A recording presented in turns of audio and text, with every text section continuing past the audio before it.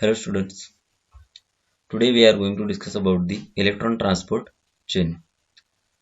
In case of the bacteria, the electron transport chain is situated on the plasma membrane, but in case of the eukaryotic cell, the electron transport chain which is situated on the inner mitochondrial membrane.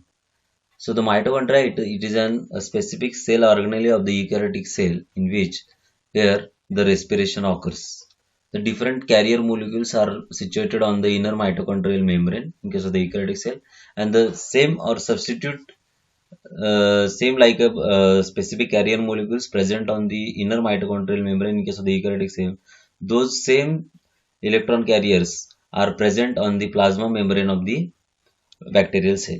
In case of the eukaryotic cell, the specific types of the mitochondria they will be create the specific proton gradient in between the inner and outer mitochondrial membrane.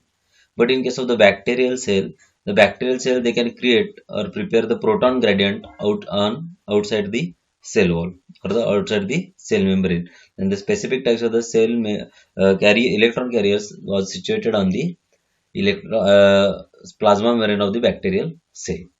So initially the specific glucose they will be break down through the process of glycolysis either by the EMP path, ED path.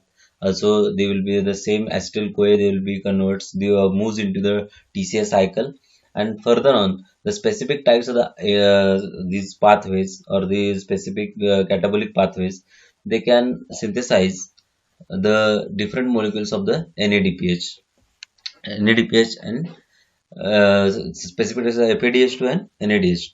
So these specific types of the FADH and NADH they will be act and these are act as a carrier for the electron transport chain, and they will be synthesize the ATP. So in case of the electron transport chain, it consists of a sequence of carrier molecules that are capable of oxidation and reduction. It is a specific sequence of carrier molecule. These are capable for the oxidation and reduction. In this specific chain, electrons are passed through the chain. Electrons are passed through the chain. Specific carriers are situated on the specific membrane, and they will be. It is a chain-like process. They will be from the one carrier molecule to the next one. It is a stepwise release of energy. Stepwise, they will be released the energy, which is used to drive the chemoosmotic generation of ATP.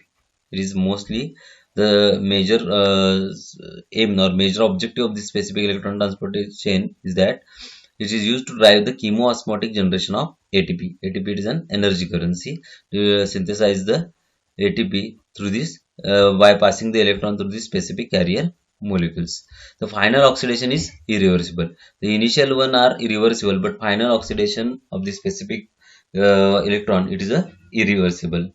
So it is a in the specific eukaryotic cell, the electron transport chain contained in the inner mitochondrial membrane. Initially, we have to discuss this, and in case of the prokaryotic cell, it is found on the plasma membrane.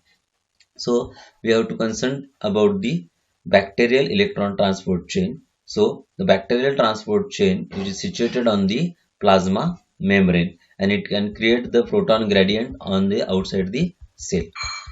So in this specific diagram, it is a specific cell membrane or plasma membrane, and outside of this, these are specific types of the carrier. Outside of this, they can create the proton gradient. It is an outside of the cell, it is an inside of cell.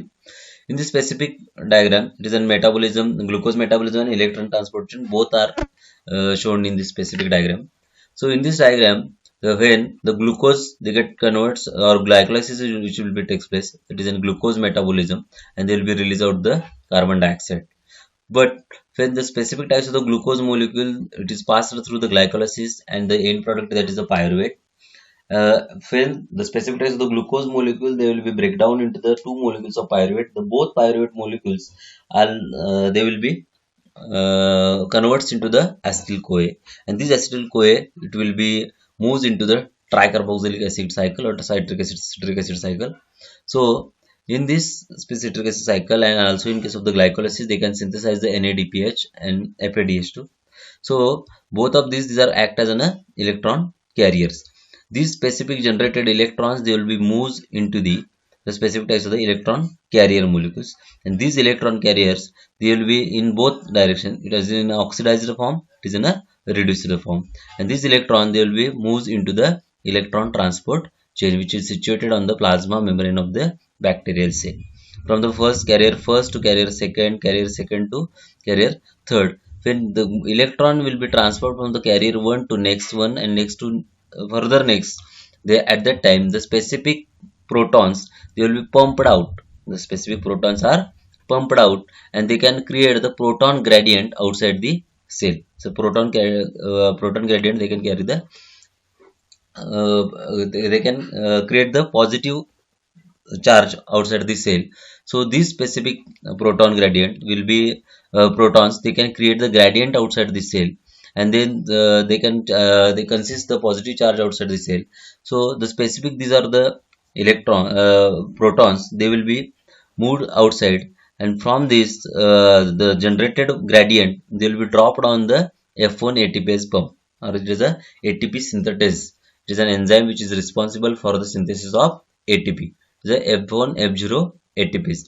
The specific types of the protons are dropped on the F1 F0 ATPase, or the ATP synthetase. It is an enzyme which is responsible for the synthesis of ATP. When the specific hydrogen molecules are dropped on the specific pump or ATPase pump, they can synthesize the ATP. Near about the 3 hydrogen molecules or 3 proton molecules are required for the synthesis of 1 ATP. Then exact the overlook of specific electron transport chain, which is situated on the plasma membrane of the bacterial. It is an only introductory part of electron transport chain. So the detailed ETC or electron transport chain will be discussed into the further lecture. So thank you. Thank you very much.